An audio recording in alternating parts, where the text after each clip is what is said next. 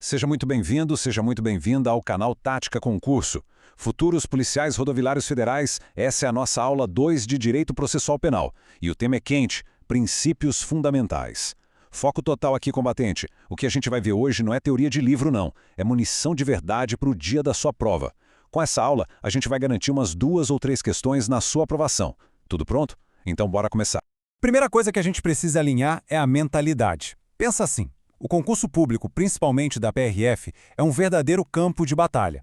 E lá não tem espaço para amadorismo, né? Cada questão é um confronto direto e a sua única arma é o conhecimento. Entender os princípios, meu amigo, é dominar o terreno de combate. Bota uma coisa na cabeça de uma vez por todas. Princípio não é filosofia, não é papo furado, é regra operacional. Na rua, na atividade policial, um princípio que é desrespeitado pode anular uma operação inteira. E na sua prova? Um princípio mal interpretado anula a questão e, pior, entrega a sua vaga de bandeja para o concorrente. É simples assim. Dominar isso aqui é a sua missão número 1. Agora sim, vamos ao que interessa. Carregar o nosso arsenal tático. A gente vai analisar os princípios que montam o tabuleiro do jogo, tanto da acusação quanto da defesa. Cada um deles, é uma ferramenta que você vai usar para desmontar as questões da banca e construir a sua aprovação. Ok, vamos lá. O pilar, a viga mestra de todo o processo penal no Brasil, é o tal do sistema acusatório. E o que isso quer dizer na prática para sua prova?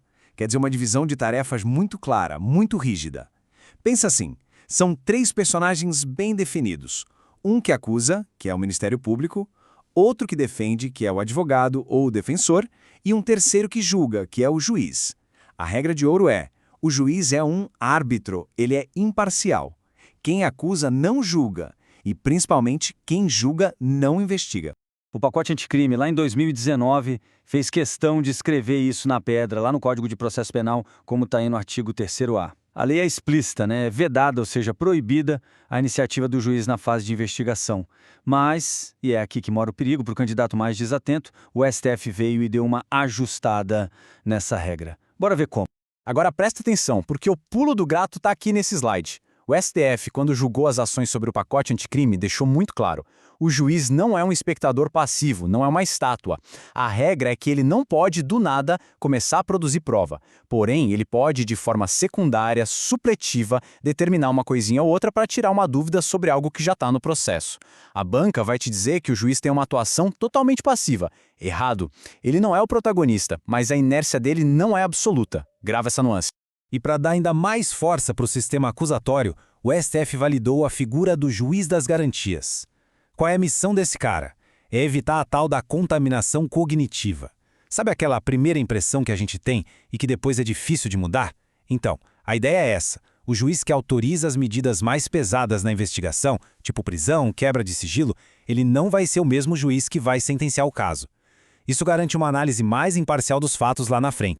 Agora, a pergunta de R$1 milhão. A pergunta que vai separar quem passa de quem fica pelo caminho. Em que momento exato o juiz das garantias encerra a missão dele e passa a bola para frente? A banca vai jogar um monte de opção para te confundir, pode ter certeza.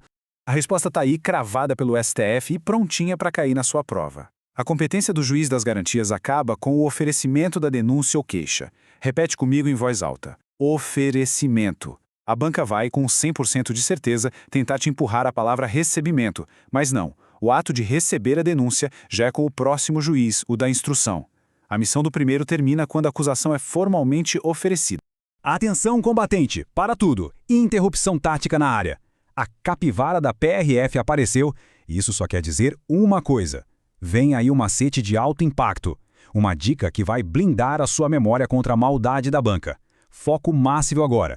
Para nunca mais errar isso na vida. Memorize essa frase. O juiz das garantias oferece o problema para o próximo. A palavra-chave que amarra tudo é o oferecimento. A competência dele acaba no oferecimento. Simples, direto e à prova de pegadinha. Beleza, arsenal de ataque calibrado. Agora vamos equipar a sua armadura. Os próximos princípios são as suas defesas mais fortes, as garantias que protegem qualquer um contra o poder do Estado e que, claro, são exploradas até não poder mais nas provas. O princípio da presunção de inocência, que também chamam de não culpabilidade, funciona como se fosse um escudo de duas faces. A primeira face é a regra de tratamento. Ninguém, absolutamente ninguém, pode ser tratado como culpado antes de uma sentença final, aquela que não cabe mais recurso. É por isso que a regra é responder em liberdade. A segunda face é a regra de julgamento, o famoso in dubio pro réu. Se no final do processo o juiz tiver qualquer dúvida, por menor que seja, sobre a culpa, a absolvição é obrigatória. O peso de provar é 100% da acusação. E o ponto mais cobrado sobre esse princípio é esse aqui, ó. O STF, lá nas ADCs 43, 44 e 54, bateu o martelo e pacificou a questão. Para sua prova, o que vale é o seguinte: a execução da pena só pode começar depois do trânsito em julgado. Ponto final. Qualquer questão que vier com papo de execução provisória da pena depois da condenação em segunda instância como regra, está errada. Próxima peça da nossa armadura, e essa importantíssima, nemo tenetur sit detegere. Traduzindo do latim para o português claro, ninguém é obrigado a produzir prova contra si mesmo. É daqui que vem o direito ao silêncio. Só que a banca não quer saber só o básico, ela quer saber onde esse direito termina. E essa tabela tática aqui resume a diferença que vale ouro. O direito te protege de comportamentos ativos, ou seja, ninguém pode ser forçado a fazer alguma coisa, a ter uma conduta ativa que o incrimine, como soprar o bafômetro ou fazer um exame de escrita. Por outro lado, a pessoa é obrigada a tolerar procedimentos em que ela é só o objeto da prova, uma conduta passiva. Por exemplo, participar de um reconhecimento de pessoas ou ter material genético coletado para um exame de DNA. A diferença entre fazer e tolerar é a chave para matar a questão. Equipamento checado. Agora, vamos ativar o radar tático. Não adianta só dominar o seu arsenal, você tem que antecipar os movimentos do inimigo, que no nosso caso é a banca examinadora. Vamos mapear e desarmar as armadilhas mais comuns que eles usam.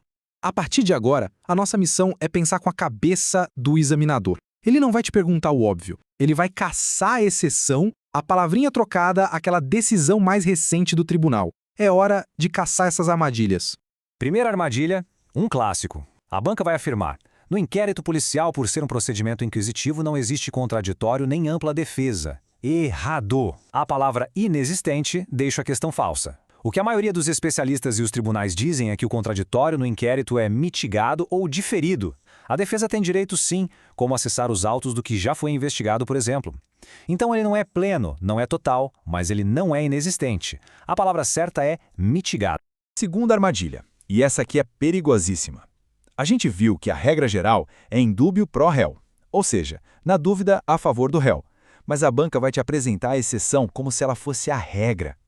Na decisão de pronúncia, que é aquela que manda o réu para o tribunal do júri, a jurisprudência ainda aplica o princípio in dubio pro societate. Ou seja, se houver uma dúvida razoável, o juiz manda para o júri decidir. Grava bem, isso é uma exceção específica da pronúncia. Para todo o resto, a regra é pro réu. Chegamos ao nosso briefing final de missão. É hora de consolidar os pontos-chave, a inteligência tática que vai garantir os acertos lá no dia D. Foco total nessa revisão. Dá uma olhada nesse mapa mental, imagina que no centro de tudo, de todo o universo das garantias, está o devido processo legal. Ele é a garantia mãe, e dele, como se fossem galhos de uma árvore, saem todos os outros princípios que a gente viu. O contraditório, a ampla defesa, o juiz natural, a proibição de prova ilícita. Visualizar essa estrutura ajuda a conectar toda a matéria na sua cabeça. O devido processo legal é o grande guarda-chuva que abriga todo o resto. E para fechar, um checklist de combate. Sistema acusatório. Juiz é árbitro, não joga. Juiz das garantias. Fim da competência no oferecimento. Presunção de inocência, pena só começa com trânsito em julgado. Direito ao silêncio, diferença entre conduta ativa, que não é obrigado, e passiva, que é obrigado. Contraditório no inquérito. Mitigado, não inexistente. E in dubio pro societate, exceção lá da pronúncia. Esse é o resumo tático para sua vitória.